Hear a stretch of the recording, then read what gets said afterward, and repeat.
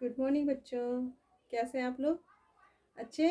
तो बच्चों, आपकी पुस्तक हिंदी 1 में हम लोगों ने पुनरावृत्ति पाठ 5 तक पूरी कर ली है। आज हम लोग पाठ 6 की पुनरावृत्ति करेंगे। तो बच्चों, पाठ 6 हमारा है सर्वनाम। तो पाठ के अनुसार सबसे पहले हमें ये जानना जरूरी है कि सर्वनाम किसे कहते हैं। तो सर्वनाम किसे कहते हैं? संज्ञा के स्थान पर प्रयोग किए जाने वाले शब्द सर्वनाम कहलाते हैं। तो बच्चों, संज्ञा शब्द होता है जब हम किसी पैराग्राफ में या किसी कहीं भी किसी कहानी या किसी भी जगह हम जब लिखना चाहते हैं, तो जब बार बार उसका वर्णन होता है तो हम बार बार उसके नाम का प्रयोग ना करके उसके लिए दूसरा शब्द क्या प्रयोग करते हैं, उसके संबंधित सर्वनाम का प्रयोग करते हैं और तब हम लिखते हैं। तो वो देखने में भी अच्छा और वो व्याकरण के अनुसार शुद्ध भी है।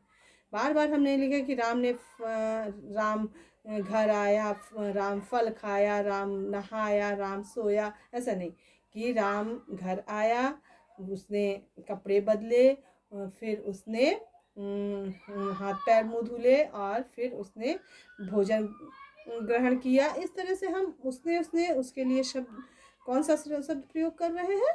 सर्वनाम शब्द का प्रयोग। बार बार हम राम राम राम ऐसे नहीं लिखेंगे। तो सर्वनाम आपको समझ में आ गया कि संज्ञा के स्थान पर प्रयोग किए जाने वाले शब्द सर्वनाम शब्द कहलाते हैं। ठीक है। अब इसके बाद हमें जानना है कि इसके भेद कितने होते हैं या इसके कौन कौन से भेद हैं।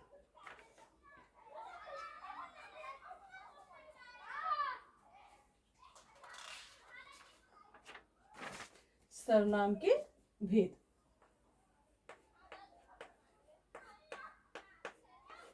तो भेद सर्वनाम को कितने भागों में बांटा गया है? 6 भागों में। तो नंबर 1 है पुरुषवाचक सर्वनाम।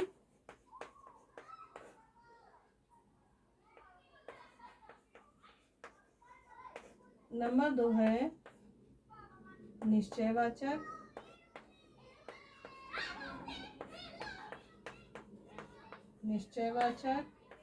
नंबर 3 है अनिश्चयवाचक।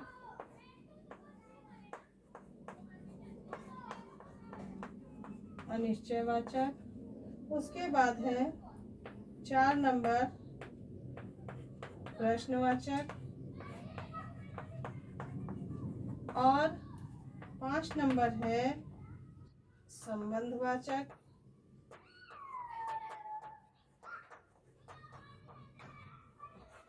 और 6 नंबर है निजवाचक।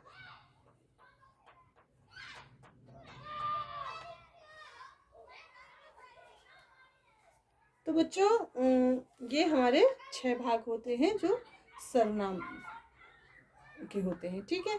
तो पहला है पुरुषवाचक सर्वनाम। अगर पुरुषवाचक सर्वनाम पहला है तो इस पुरुषवाचक सर्वनाम किसे कहते हैं और इसके कुछ भेद होते हैं, तो उसके बारे में जानेंगे।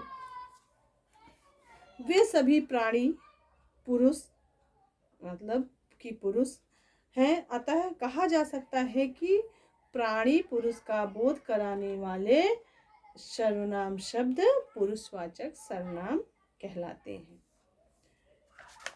तो पुरुषवाचक सर्वनाम के कितने भेद होते हैं?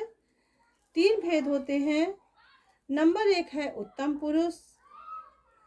तो उत्तम पुरुष वो सर्वनाम होते हैं जो अपने लिए प्रयोग किए जाने वाले सर्वनाम, जैसे मैं, मुझे, हम, हमें जब हम प्रयोग करते हैं तो ये कौन से होते हैं?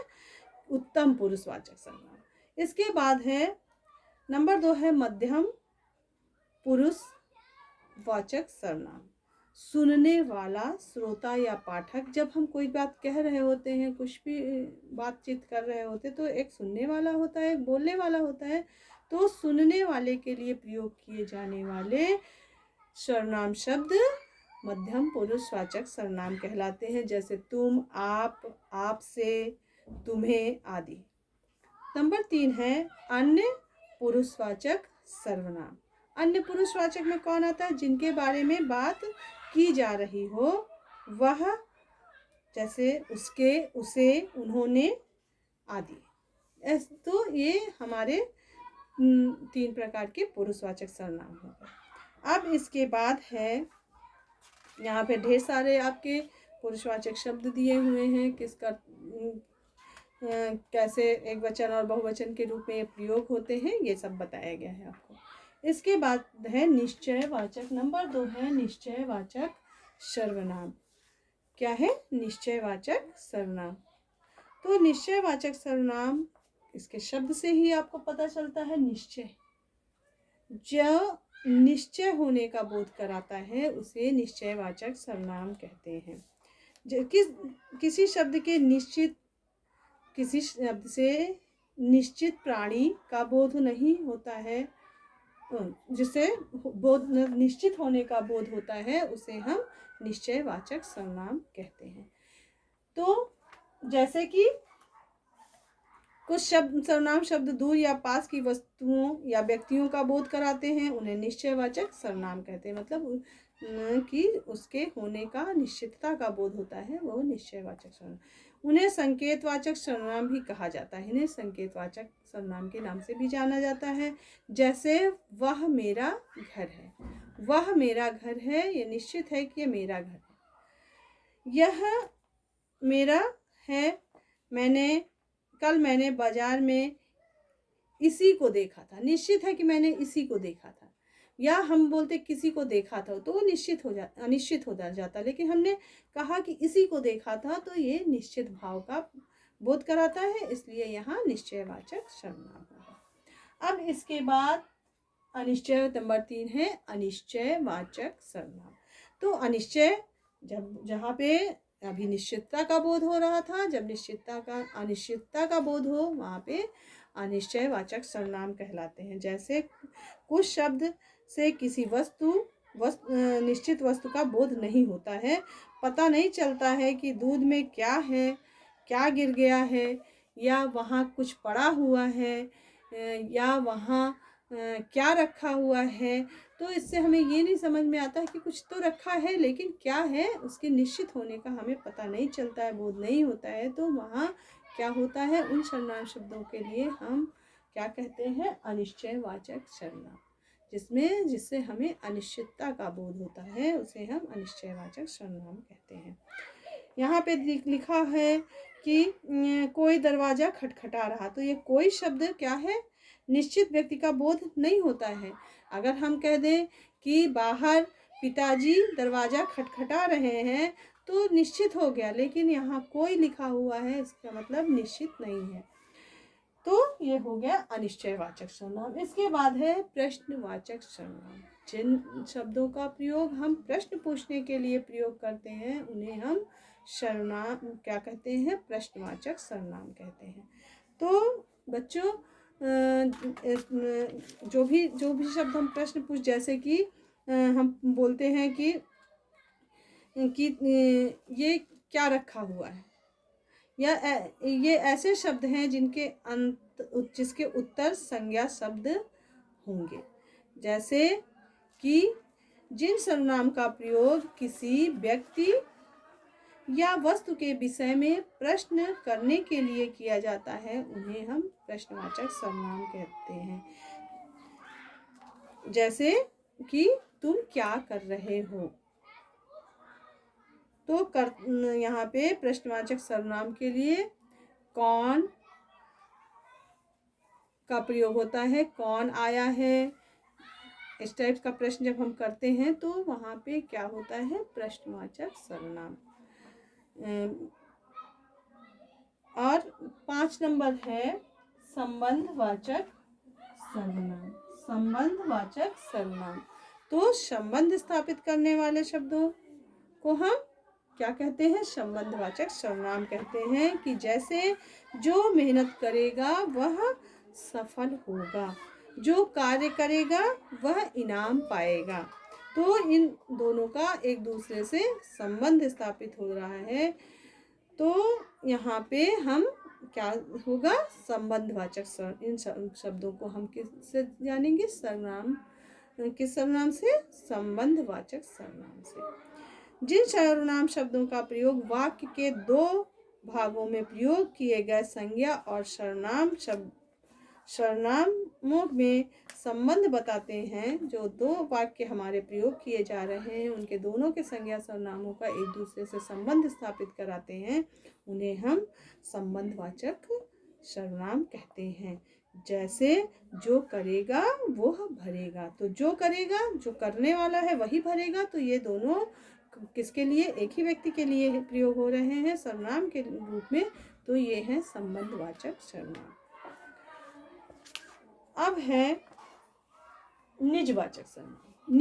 निज मतलब अपना, जो सर्वनाम अपने लिए या अपने के लिए प्रयोग किए जाते हैं उन्हें हम निजवाचक सर्वनाम कहते हैं। यहाँ अपने आप सर्वनाम का प्रयोग स्वयं के अर्थ में किया जाता है, अतः जिन सर्वनामों का प्रयोग अपने आप के या स्वयं के लिए किए जाएं उन्हें निजवाचक सर्वनाम कहते हैं।